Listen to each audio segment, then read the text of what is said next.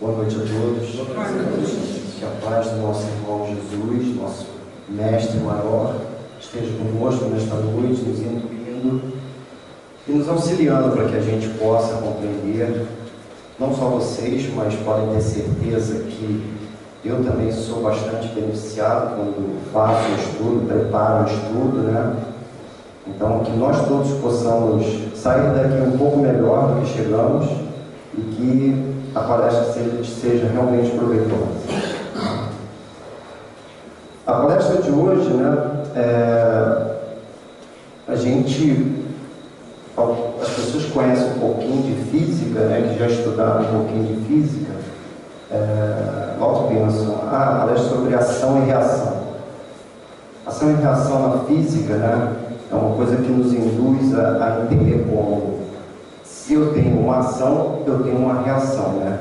E a lei da física realmente fala sobre isso, né? A toda ação corresponde a uma reação de mesma intensidade em sentido contrário, tá? Isso é uma coisa da física, né? Que a gente vai ver que não se aplica aqui. Quando a gente está falando de ação e reação, né, no espiritismo, a gente está falando, né, da lei de causa e efeito, né? Ação e reação, lei de causa e efeito. E é isso que a gente pretende aqui na noite de hoje, tentar passar um pouquinho desse estudo sobre o que é essa questão da lei de causa e efeito. Essa palestra é baseada nesse livro aqui, Chico Xavier, Ação e Reação, de André Luiz, né? E então a gente vai ver que tem muita coisa que a gente está passando, né? Pessoas ao nosso lado estão vivenciando e a gente passa a compreender um pouco mais, né? Não, como eu disse, uma coisa que é uma ação e reação, mas a gente vai entender isso do lado da doutrina, o que nos ensina os Espíritos, né? O que nosso Mestre Jesus também nos deixou. Então é isso que a gente quer passar para vocês.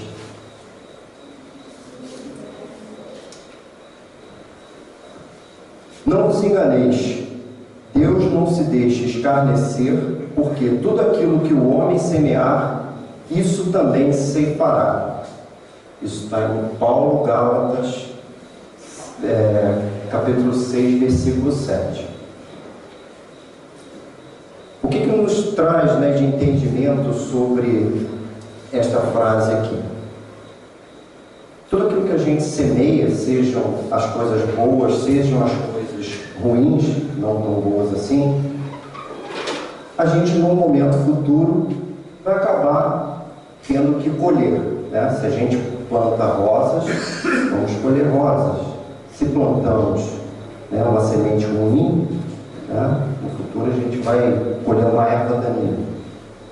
Então, a gente tem que estar sempre preparado para isso, né? A lei de ação e reação, né, a lei de causa e efeito, ela nos traz sobre isso, tá?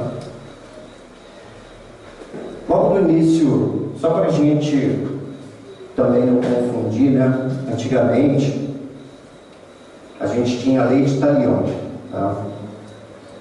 E a lei dizia o seguinte, né? Essa lei vem do latim, lex talionis, né? Lex é lei Italio, de Tales, tal, idêntico. Também dita pena de Talião. Consiste na rigorosa reciprocidade do crime e da pena. Esta lei é frequentemente expressa pela máxima olho por olho, dente por dente. Os primeiros indícios dessa lei foram encontrados no Código de Hammurabi, em 1780 a.C., no reino da Babilônia. Mas hoje em dia muita gente ainda pensa assim, né? Olho por olho, dente por dente. Se fez, tem que pagar. Então, isso, na atual circunstância, na atual estágio em que estamos vivendo, isso não cabe mais a gente. Não cabe mais para esse momento, né? A Terra que está passando aí por um momento de transição, a gente está caminhando, está chegando bem próximo a se transformar em um mundo de regeneração, né? Então, isso aqui não cabe mais, não tem mais cabimento, né? E a gente não pode confundir essa ação e reação, né, a lei de causa e efeito, com essa lei de Talião. Não quer dizer isso, tá? A gente vai ver que é uma coisa bem diferente disso aqui. A gente, né, espíritas que somos adeptos ao movimento espírita, a gente já entende um pouco, né, que não é mais assim. As coisas não são assim, né? Isso é uma coisa que era... Há quanto tempo tem? 1780 a.C. E realmente essa lei aqui era determinada para que, se uma família ou um indivíduo tirasse uma pertence de um outro, até mesmo a vida, o outro tinha o direito de tirar a vida de alguém da outra família, ou tirar o bem de alguém de outra família, tá? Isso há muitos anos atrás, né? Bom, no início desse livro, né, Ação e Reação, que é, como eu disse, né, André Luiz, ele logo no início tem uma conversa, né, com os benfeitores, né, os mentores da casa, da Mansão Paz. E André Luiz fala assim: grande benfeitor, poderíamos ouvi-lo de algum modo acerca do karma? E então, o benfeitor, né, um dos mentores desta casa, Sanzo, diz assim: sim, o karma, expressão vulgarizada entre os hindus, que em sânscrito quer dizer ação, a rigor designa causa e efeito, de vez que toda ação ou movimento deriva de causa ou impulsos anteriores. Para nós, expressará a conta de cada um, englobando os créditos e os débitos que, em particular, nos digam respeito. Então, isso já vai nos trazendo a pensar, né? É aquilo que eu já falei no início. Tudo aquilo que a gente planta, a gente colhe. Então, as coisas que vamos, no passar do tempo, através das nossas reencarnações, a gente vai acumulando, né? As coisas boas e as coisas não tão boas. E, a partir das próximas reencarnações, e às vezes até na mesma encarnação, né, a gente acaba tendo que colher os frutos pelos nossos atos, por tudo aquilo que estamos acumulando, tá? Eu gosto sempre de lembrar isso aqui, né? No Evangelho segundo o Espiritismo, no capítulo 3, nós temos lá as categorias dos mundos habitados, tá? E a gente não pode esquecer isso aqui. A Terra, ela ainda está, né, numa fase de provas e expiação, tá? As categorias são mundos primitivos, mundos de expiação e prova, mundos de regeneração, mundos ditosos e mundos celestes. Essa é a ordem, né, em que os planetas vão evoluindo. Então, nós não podemos esquecer disso. Nós ainda estamos num planeta de provas e expiação. Temos muito ainda que aprender. Temos muito ainda que resgatar de coisas que, há pouco tempo, se a gente parar um pouquinho para pensar, né, 2000 anos, 2000 e poucos anos, né, época de Paulo, Jesus, o que eram feitos, né? Éramos, ou fazíamos parte das assistências, né, daqueles espetáculos tenebrosos, né, de pessoas sendo mortas para delírio de várias pessoas, né, para satisfazer o ego, para satisfazer as pessoas que determinavam, né, as pessoas que tinham poder, né? E era o prazer deles jogar pessoas criminosas aos milhões em batalhas ferozes, né? E pode ser que muitos de nós aqui, né, já passamos, né, com certeza, ou estávamos lá aplaudindo, né, ou estávamos lá sofrendo, ou estávamos lá determinando que outros irmãos fossem levados a tal barbárie? E aí a gente vai lembrar qual é o propósito da encarnação, né? Por quê? Não bastava Deus nos criar e daí a gente passar por uma vida e daí em diante a gente já pular para um mundo de regeneração, para um mundo mais ditoso, onde só haja a paz, o amor. Mas não, tem um propósito, né? E lá no Livro dos Espíritos, na questão 132, Kardec pergunta assim: qual o objetivo da encarnação dos espíritos? E os espíritos respondem: Deus lhes impõe a encarnação com o fim de fazê-los chegar à perfeição. Para uns é expiação, para outros missão, mas para alcançarem essa perfeição tem que sofrer todas as vicissitudes da existência corporal. Nisso é que está a expiação. Visa ainda outro fim, a encarnação: o de pôr o espírito em condições de suportar a parte que lhe toca na obra da criação. Então, quando somos criados, temos um propósito. Deus designa para cada um para ser único, tá? Um propósito. E nós temos que passar por esses períodos, né? E a encarnação nos proporciona isso. Ter a oportunidade de crescer, de aprender, né? De cada vez mais poder aprender uma tarefa diferente, aprender, né? A gente vai se depurando, né? Moralmente, né? E também no intelecto. Esse é o grande propósito, a gente ter um equilíbrio moral, né? e intelectual. E aí, por que a gente precisa, né, ficar reencarnando? Né? Não bastava uma só? E lá no Livro dos Espíritos, ainda diz assim, é a questão 133, tem um errinho aqui. Como pode a alma, que não alcançou a perfeição durante a vida corpórea, acabar de depurar-se?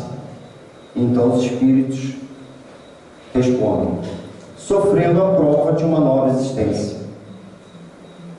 E quais são os objetivos reencarnatórios? Tá? Expiação, prova e missão. Isso está lá no Livro dos Espíritos, na questão 872. Então, nós temos esse objetivo, né? Que é a expiação, né? As provas e a missão. Mas o que é isso? Né? O que são essas provas? O que são essas expiações? Né? E a gente tem a definição de cada uma, né? A expiação. Lá no Céu e Inferno, capítulo 8º. A expiação consiste nos sofrimentos físicos e morais que são consequentes a uma falta, seja na vida atual, seja na vida espiritual após a morte, ou ainda em uma nova existência corporal. E no Consolador, né? Na 246, a expiação é a pena imposta ao malfeitor que comete um crime. Então a expiação, ela é aquilo que nos é imposto, é algo que precisamos passar de forma em que nós temos, né, essa obrigação, ou nos é imposto, porque nós cometemos algo no passado, né, seja numa vida anterior ou na própria existência, de algo que cometemos, né, algo de errado, né, com o nosso irmão. Uma falta que haja essa necessidade de resgate. Então precisamos passar por isso. E a prova está lá no Evangelho segundo o Espiritismo, capítulo 5, item 9. Não se deve crer que todo sofrimento por que se passa neste mundo seja necessariamente um indício de uma determinada falta. Trata-se frequentemente de simples provas escolhidas pelo Espírito para acabar a sua purificação e acelerar o seu adiantamento. Então a gente não deve entender como tudo aquilo que passamos de dificuldades, ou de outros irmãos, né? Às vezes a nossa família, ou às vezes um povo, né? Passa por dificuldades, e nem sempre aquilo é uma expiação, não é algo que tem que ser daquele jeito porque foi uma falta cometida no passado, e sim uma prova. Todos nós aqui já estamos num determinado estágio evolutivo e temos a oportunidade de traçar o nosso plano reencarnatório. No momento em que a gente vai reencarnar, né, o momento pré-encarnatório, somos, junto com amigos espirituais, nossos mentores, nossos anjo de guarda, que é aquele irmão que cuida da gente o tempo todo, temos a oportunidade de traçarmos o plano reencarnatório, que é aquele plano em que vai ser traçada uma linha mestra da nossa encarnação. E nesse plano vai constar as expiações, né, que vamos ter que passar, e as provas que muitas das vezes nós mesmos chegamos à conclusão de que será necessário, né, para a gente, para a nossa evolução. As expiações são coisas que, se a gente for ter a oportunidade de resgatar com o irmão, né, a gente tiver a oportunidade de estarmos juntos com o irmão que a gente precisa resgatar, fazer um resgate, e a gente tem que passar pela expiação, nós também teremos a oportunidade de fazer esse acordo, né? Mas nem sempre é tão fácil, né? Porque quando a gente encarna, a gente esquece, né? Nos é dada essa oportunidade, né? Que é o esquecimento. Por mais que as pessoas pensem às vezes, mas eu queria lembrar tudo que foi a minha encarnação passada, ou as minhas encarnações passadas. Muitas pessoas procuram fazer regressão para tentar descobrir, né, o que foi no passado. Né? Eu não sou contra a regressão, né? Mas a regressão no intuito de curiosidade, de saber apenas o que foi no passado, né? A regressão ela é um método científico e, se bem feito, é para ajudar as pessoas num determinado tratamento, algo muito sério, né? Mas com o intuito de curiosidade, não é por aí. Então a gente tem essa oportunidade, a oportunidade de traçar esse plano. Ele não é uma coisa que eu gosto sempre de dizer, não é uma coisa detalhada, né? Não é aquele detalhezinho em que vai dizer, eu vou descer aquele degrau ali, vou tropeçar e vou cair. Não chega tanto, tá? O plano reencarnatório, que a gente tem isso bem claro, é a linha mestra, tá? Que vai estar traçado lá, que a gente vai ter que viver um determinado tempo, né? Digamos 80 anos aproximadamente, e que vamos ter que passar por provas e expiações, né? Só que aí a gente vai, né, caminhando, e muitas das vezes nós vamos desviando desse caminho, né? E aí o caminho, conforme a gente desvia, ele pode ser mais longo, mas a gente pode desviar de forma em que a gente consiga melhorar essa condição. Se nós temos uma reencarnação proveitosa, somos pessoas do bem, praticamos a caridade em sua essência, né? E esse nosso tempo, ele pode ser alongado ou abreviado, né? Como eu falei, se foi determinado 80 anos aqui para a gente passar aqui, de repente a gente consegue chegar aos 90, ou não há necessidade, a gente desencarna antes, aos 70, porque já conseguiu cumprir com tudo aquilo que era necessário, né? Então, só que aí vai entrar, né, várias coisas, né? Principalmente o nosso livre-arbítrio, que é a gente poder seguir pelo caminho que a gente escolha, tá? Cabe a nós estamos num grau evolutivo em que cada vez mais nós temos esse poder do livre-arbítrio. Nós tomamos as decisões da nossa caminhada aqui na Terra. E nós temos a missão, que é uma coisa um pouco não tão comum entre a maioria de nós aqui reencarnados, mas para alguns também tomam algumas missões, né? E lá no capítulo 5, né, o item 9 do Evangelho segundo o Espiritismo, diz assim: um espírito querendo avançar mais, solicita uma missão, uma tarefa pela qual será tanto ou mais recompensado se sair vitorioso. Tá? Então são aqueles grandes irmãos, né, que têm uma tarefa e uma oportunidade de poder vir à Terra e fazer com que a população, né, no geral, ela tenha um avanço, né? As nossas missões, né, se a gente pudesse dizer assim, temos pequenas missões, né? Mas é mais para provas, né? Porque isso é uma coisa tão pequena, digamos assim, se a gente fosse comparar com uma missão, né? Então é considerada prova. Então o normal entre nós que estamos reencarnados aqui neste momento, nós temos provas, né?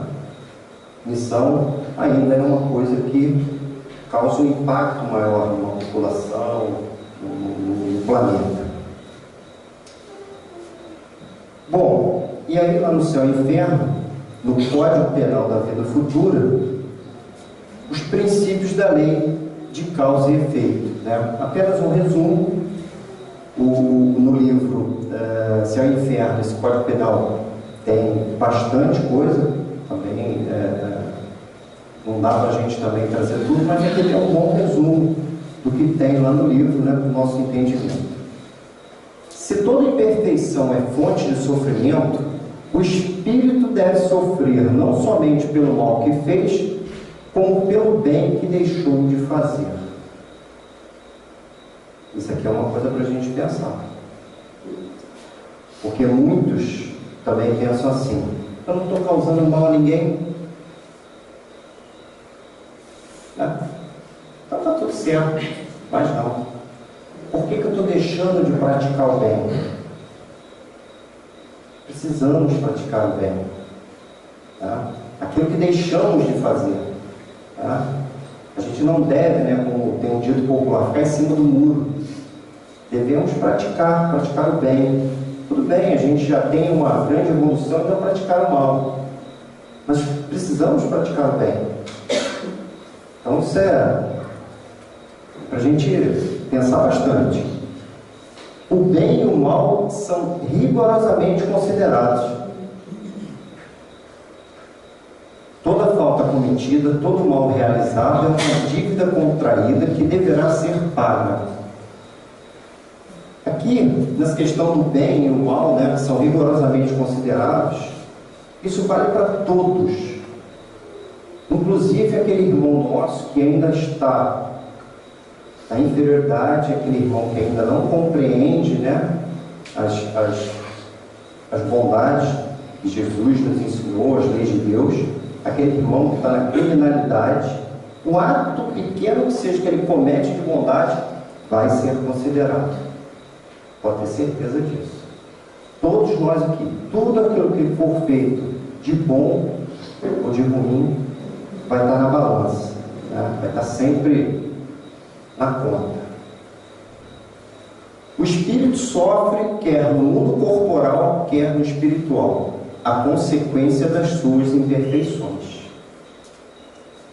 Então, aquilo que a gente, né, vai fazendo ao longo do tempo, como espíritos imortais que somos, né? Não somos únicos aqui, a nossa existência não é só essa, como eu já falei, a gente vai e pode, né, de alguma forma, tanto no plano corporal como no espiritual, né, ter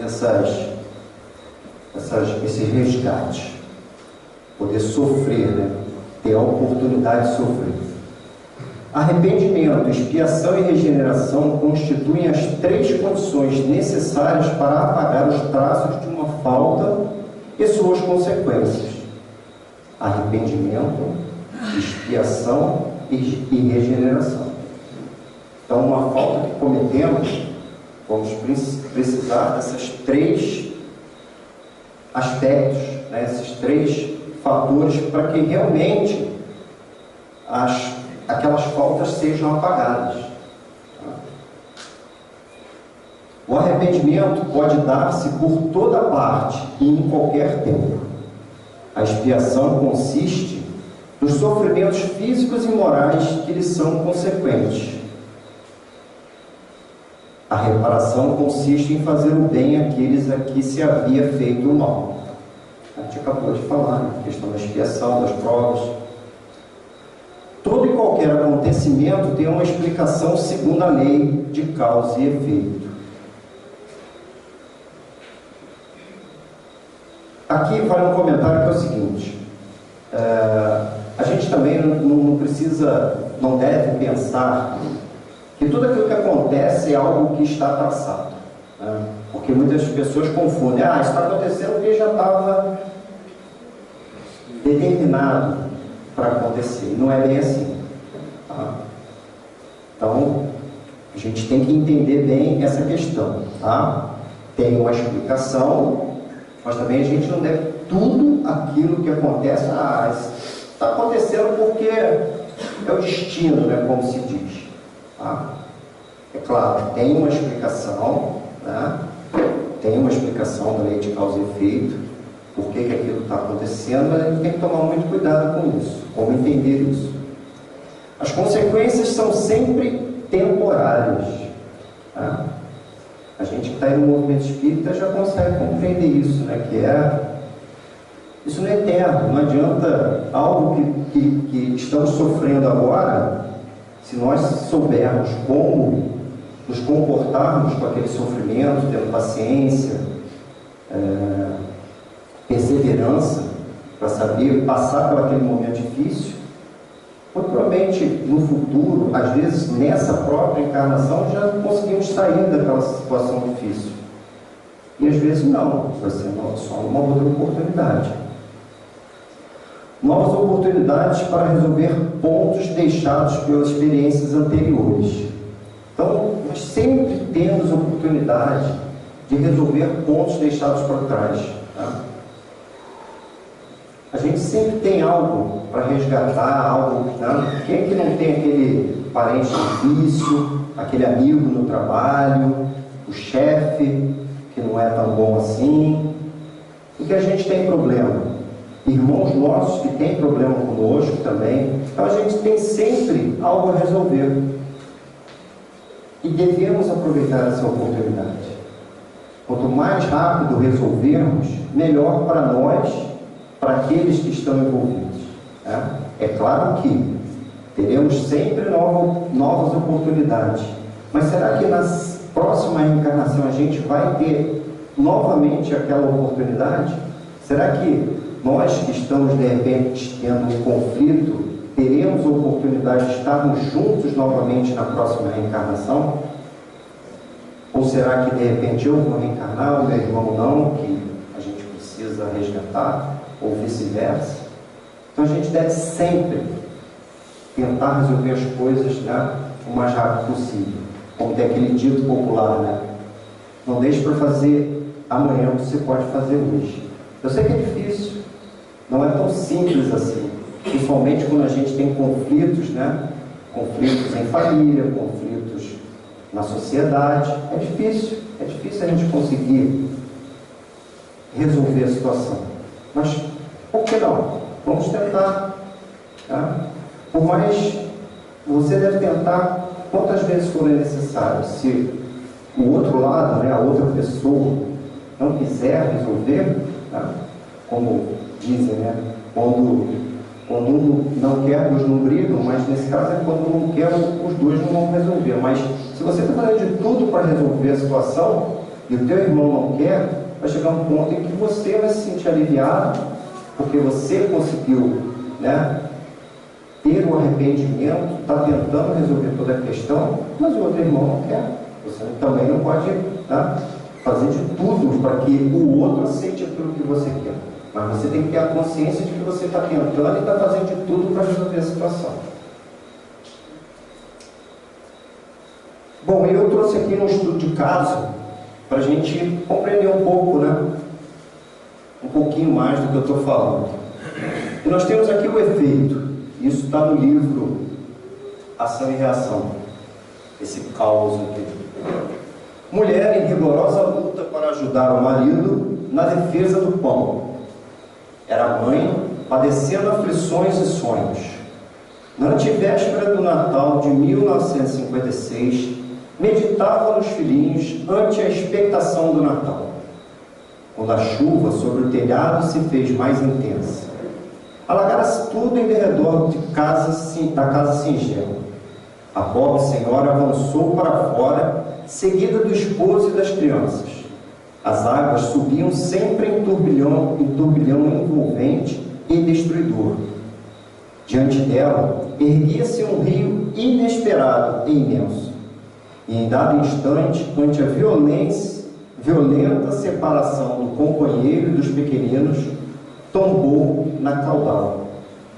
De nada adiantou o grito por socorro, e após alguns momentos, apenas um cadáver de mulher descia corrente abaixo ante o silêncio da noite. Trágico, né? E às vezes a gente passa, né, por várias situações como essa no dia a dia, né? Em situações, né, de tempestade, né, de inundações. A gente vê vários exemplos aqui próximos, né, no nosso país. E aí a causa. 100 anos antes, na antevéspera de Natal de 1856, Dona Maria Augusta Correia da Silva, senhora de extensos haveres, retomava a fazenda às margens do Paraíba, após um ano de passeio repousante na corte. Era tarde escura e chuvosa. Desconfiada sobre a paternidade dos filhos de uma de suas escravas, chama para a conversa às margens do rio. Guiadas pelo rude capitão do mar, as duas mulheres, né, a senhora e a escrava, abordaram a margem do rio transbordante, onde recebe a confirmação de que os filhos da moça eram seus netos. Dona Maria manda que a moça atravesse o rio e vá embora. Suma, ganhe a liberdade. Porém, a moça se nega a atravessar o rio. Dona Maria, então, ordena ao capataz a chicotear a pobre moça, que oscilou em defesa, caindo na corrente profunda. A moça grita por socorro. Todavia, daí a instante, apenas um cadáver de mulher descia ali abaixo. Então a gente vê como as coisas acontecem, né? Algumas vezes acontece bem parecido com as nossas faltas no passado, como esse exemplo aqui, tá? A senhora, que numa determinada encarnação era uma senhora de posses, que mandava e desmandava, tá? Ordenou que fosse praticamente executada a escrava, tá? E ela, numa encarnação futura, acabou expiando da mesma maneira, tá? Teve que passar por a mesma situação. E aí a gente fala um pouquinho sobre isso aqui: determinismo e livre-arbítrio, tá? O livre-arbítrio amplia-se com os valores da educação e da experiência. Allan Kardec didaticamente separa o livre-arbítrio em: no estado de espírito consiste na escolha da existência e das provas. No estado corpóreo consiste na faculdade de ceder ou resistir aos arrastamentos a que estamos submetidos. Então, livre-arbítrio, né? A gente, dentro do movimento espírita, sempre fala muito sobre isso, né? Que é a tomada das nossas decisões, o caminho que a gente escolhe a ser percorrido, né? Aceitar passar por uma determinada determinada prova, né? Uma dificuldade que a gente às vezes vê que é muito difícil e a gente às vezes desiste ou é perseverante na situação e consegue passar pelaquela dificuldade. Tá? Então, nas nossas decisões. Tá? E isso, tanto quando estamos, né, no mundo espiritual, como no mundo corporal, aqui na Terra. Tá? E o determinismo é absoluto nas mais baixas camadas evolutivas. No caso do mineral, vegetal e animal. Nas esferas primárias da evolução, o determinismo pode ser considerado irresistível. É o mineral obedecendo às leis invariáveis de coesão e o vegetal respondendo fiel aos princípios organogênicos. Na consciência humana, a razão e a vontade, o conhecimento e o discernimento entram em junção nas forças do destino, conferindo ao espírito as responsabilidades naturais que deve possuir sobre si mesmo. Por isso, embora nos reconheçamos subordinados aos efeitos de nossas próprias ações, não podemos ignorar que o comportamento de cada um de nós, dentro desse determinismo relativo, decorrente de nossa própria conduta, pode significar liberação abreviada ou cativeiro maior, agravo ou melhoria em nossa condição de almas endividadas perante a lei. Está no livro Ação e Reação, Francisco Cândido Xavier. Então, quanto mais primitivo, né, o nosso espírito era, a gente sofria mais com esse determinismo, né? Até mesmo quando a gente ainda estava no estágio de primitivo, né? A Terra ainda estava nesse estágio, nós estávamos ainda como espíritos na condição primitiva, a gente ainda sofria muito, né? Por esse determinismo, que é aquilo que é algo que tem que ser, que somos levados a... Mas hoje nós estamos em outra condição, apesar de ainda ter um determinismo relativo, mas hoje nós somos mais livres, conforme temos a oportunidade de estudar, de avançar, o nosso livre-arbítrio é que vai nos guiando, vai nos direcionando para uma vida melhor ou pior. E mais um estudo de caso que eu trouxe aqui para o nosso entendimento. Temos aqui o efeito. Marina, Jorge e Zilda renascem no mesmo quadro social. Marina e Zilda, irmãs. Conforme o programa de serviço traçado antes da reencarnação, Zilda e Jorge se apaixonam e confiam-se ao noivado. Marina, cujo plano traçado seria o de amar o mesmo homem, no silêncio da renúncia construtiva, amparando a irmãzinha, passou a maquinar projetos inconfessáveis, tomada de intensa paixão. Completamente cega e surda aos avisos da sua consciência, começou a envolver o noivo da irmã, com o auxílio dos vampiros desencarnados, em larga teia de seduções. Jorge, inconsciente e dominado, transferiu-se do amor por Zilda à simpatia por Marina. Decorridos alguns meses, estavam os dois tendo encontros ocultos.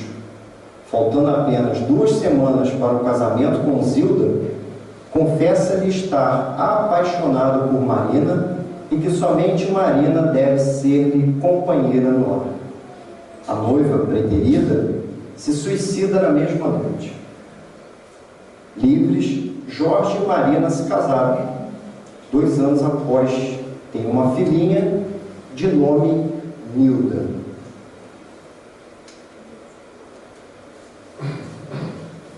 E a causa disso aí, né? No século passado, Marina interpôs-se entre Jorge e Zilda, quando recém-casados, impelindo-os a deploráveis leviandades que lhes valeram angustiosa demência no plano espiritual. É claro que Na encarnação passada, os nomes não eram Marina, Jorge e Zilda, claro, eram outros nomes, mas para entendimento. Então a gente, no século passado, os mesmos espíritos, encarnados em outra época, tiveram essa situação. E aí tem um segundo efeito. Luísa, que já havia desencarnado, né? Luísa, que era a mãe delas, na encarnação corrente, intercede pelas meninas, examinado o assunto pelo ministro Sâncio, determinou ele que Marina fosse considerada devedora em conta agravada por ela mesma, e logo após a decisão providenciou a fim de que Zilda fosse recambiada ao lar para receber aí os cuidados merecidos.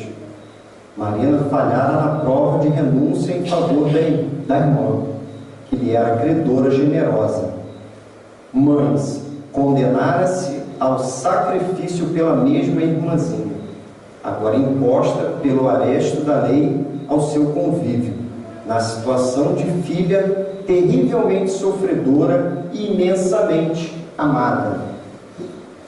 Zilda, reencarnada, chamada Nilda, nasceu surda, muda e mentalmente retardada, em consequência do trauma perispíritico experimentado na morte por envenenamento voluntário.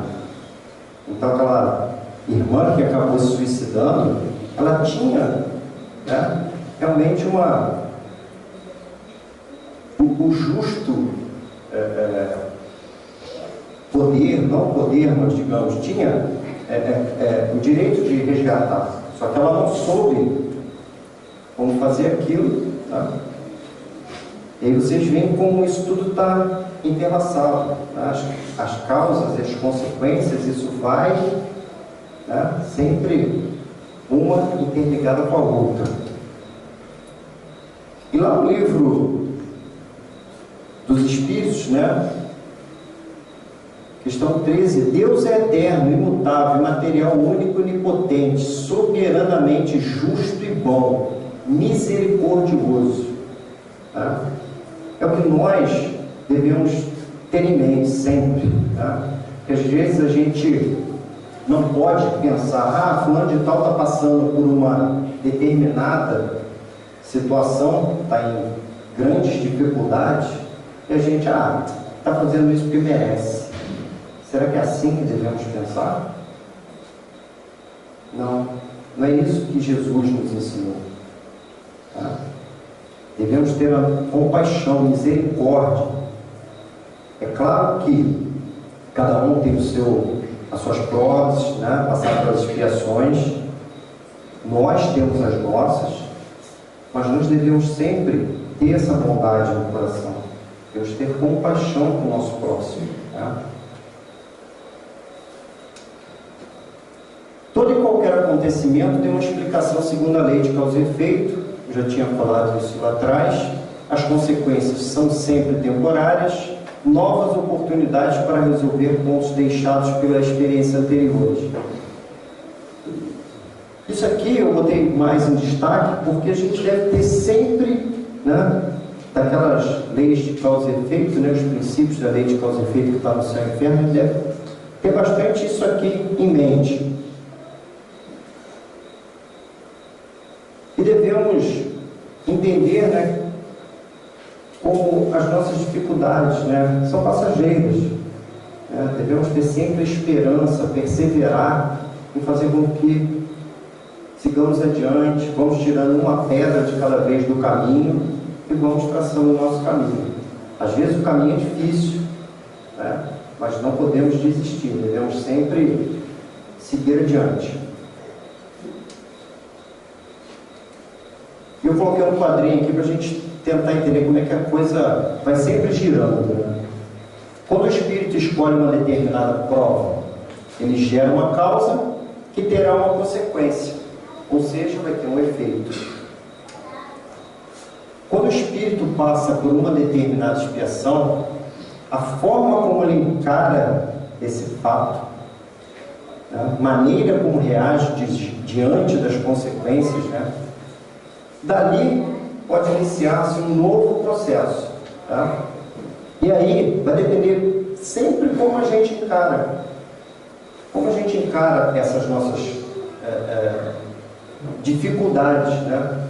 Essa expiação que temos que passar. A forma que vamos lidar com isso, né? Isso vai sempre causas e efeitos. Causas e efeitos. Tá?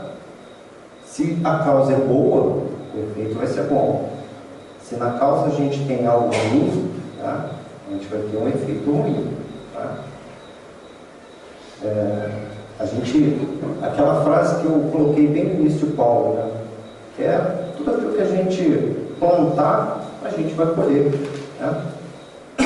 Joana de Ângeles fala assim: a semeadura é livre, mas a colheita é obrigatória. É mais ou menos isso aí. Porque Deus é bom, nos deixa plantar o que quisermos. Temos a nossa liberdade, o nosso livre-arbítrio. Né? E porque Deus é justo, nós colhemos o que plantamos. É aí que há justiça divina, nos dá a oportunidade de colhermos aquilo que plantamos. Tá? Porque senão, que lógica teria, né? Todos aqueles nossos irmãos que estão aí fazendo o que querem nessa reencarnação, cometendo crimes, né? Qual seria a justiça divina nisso aí? O que a gente poderia pensar? Será que aquele irmão vai ter os benefícios, né? As bondades, tudo aquilo que ele de repente está fazendo e não está... Parece que ninguém está vendo aquilo que ele está fazendo, né? As leis não conseguem pegar aqueles irmãos que estão cometendo delitos, tá? Mas um dia, tá? Ele está plantando, tá? Como todos nós que estamos plantando coisas boas, irmãos, vários, né? Que temos exemplos na terra, tá? Vários irmãos que estão traçando um caminho bonito, estão fazendo não só por eles, mas por uma coletividade, por uma comunidade. Esses irmãos estão com um trabalho bacana, né? E que estão semeando sementes boas. No futuro vão colher. Bom, é isso que eu tinha para passar para vocês. Eu coloquei aqui algumas referências que eu utilizei para o estudo da noite. Espero que vocês possam ter aproveitado um pouco. Algumas questões nos trazem dúvidas, né? E é por isso que nós precisamos estudar. É uma coisa que eu falo sempre: a gente precisa estudar muito, né? Precisamos estudar, praticar cada vez mais, para que a gente entenda e consiga tirar um bom proveito desse estudo. Tá? O nosso caminho aqui é a felicidade plena, mas talvez ainda não seja nessa etapa, nessa reencarnação. É lá na frente, quando a gente conseguir chegar lá no grupo de todos. Esse é o nosso destino final, a felicidade, tá? Mas a felicidade plena, tá bom? Que a paz do nosso Mestre possa ficar com todos. Uma boa noite. Obrigada, Sérgio.